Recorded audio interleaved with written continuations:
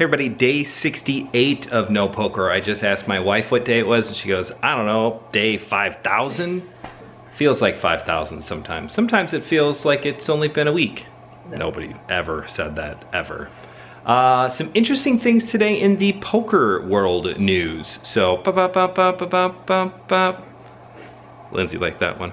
Poker news.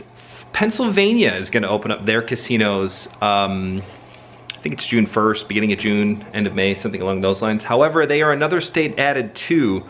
They are not going to allow poker to start casinos. They are only going to allow slot machines, blackjack, roulette, and craps. No pai gow, no baccarat, and no poker. So Indiana and Pennsylvania going the route of no poker, which is bad news bears for all of us poker players, because I feel like the more states that want to do that, the more likely that maybe Illinois, especially with our very, very, very, very reserved plan here, might do that. Not that that would affect Chicago charitable games, but you know, if the casinos aren't doing poker, that could spell trouble with a capital T. And that rhymes with pool. Music Man, one of my favorite movies. Oh yeah, secret Ken note that you guys can all know now. I really like musicals. Maybe that doesn't come to a surprise for some of you, but I definitely like musicals. So yeah, I put it out there in the world. It's gonna be on YouTube here in a couple hours. So Pennsylvania is opening casinos, no poker. However, you go to Seminole in Florida. Seminole Hard Rock had, I don't know if they had 9 tables or 18 tables. Their entire poker room was full, and on top of that, they had a 106 person waiting list. 106. Now they are using the partitions at those tables. I'm not quite sure if every table had it or just some of them, but I know it was an absurd amount of poker players that came out for the first day that they were open. I mean, the room was full. It was all over Twitter yesterday. I meant to mention it yesterday, but I forgot about it. Sometimes that happens in these vlogs. So Pennsylvania, bad. Florida, good for poker. So it's interesting how many people came out for it and not requiring masks. Some tables using the partitions. I think they were playing 5, maybe 6-handed tops.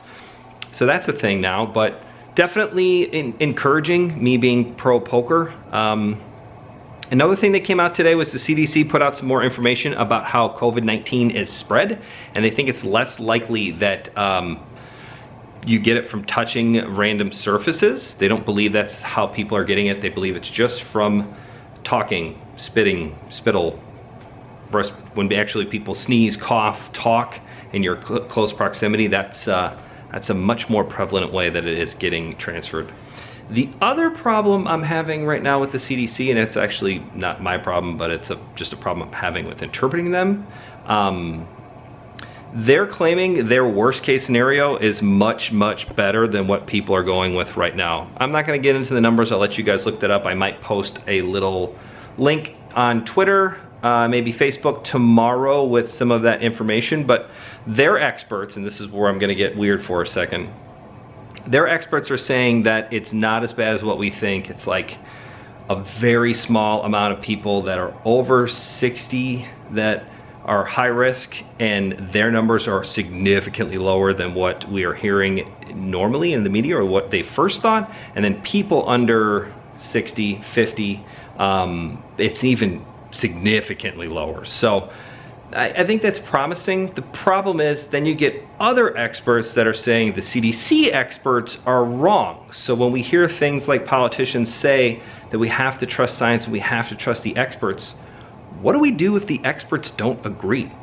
Kind of reminds me of, and I heard somebody talk about this, that when you're, you know, like when you go to trial, when there's a jury, you know, one side of the case will bring in an expert, and then immediately the defense or whomever will bring out another expert to kind of debunk what the previous expert talked about. So I mean, that's just the kind of the way it is. You get experts to tell that the other experts doesn't know what they're talking about, and I'm a much more expert.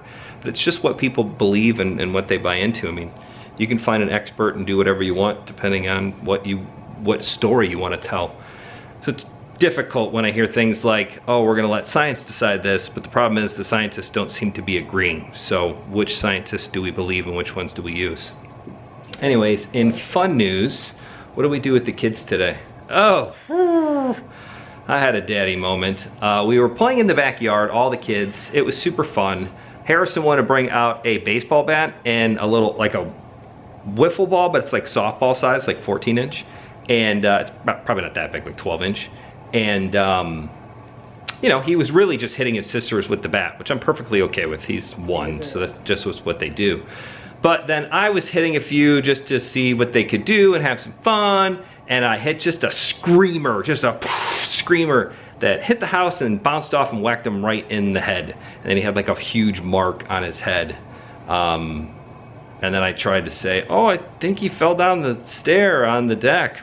That didn't happen. I definitely hit him with the wiffle ball. So hopefully nobody turns me in for that. It was an accident, I swear. He's fine. No brain damage or anything. He's good. My wife just gave me a shocking look. Just saying, like, he seemed fine. Like, he barely cried for like 30 seconds and he was cool. We gave him like a fake donut and he was all about that. Anyways, day 68. Tomorrow is day 69. Ha ha ha, day 69. No 69 jokes. See you tomorrow. Bye.